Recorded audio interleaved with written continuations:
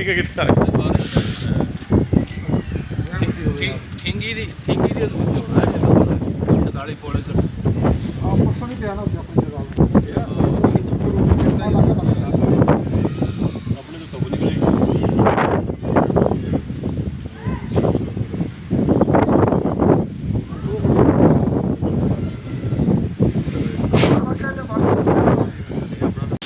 हाँ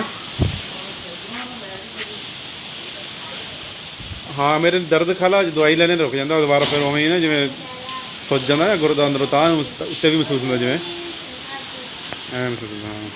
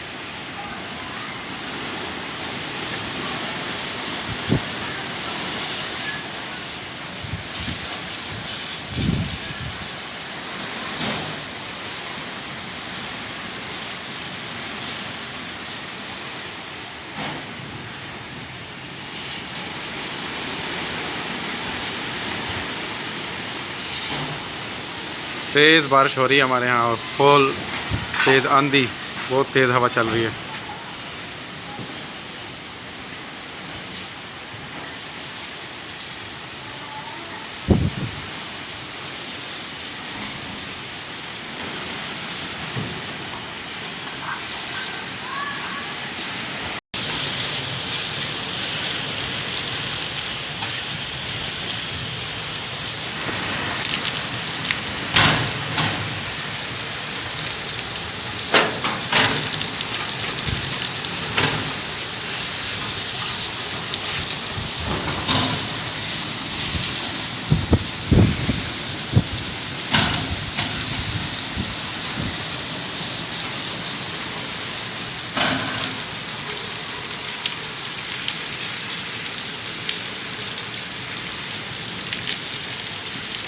तेज़ बारिश हो रही है 15 जून 2021 देहात में बहुत तेज़ बारिश हो रही है। बिहाड़ी के मज़ाफ़ात में देखने का इलाका है।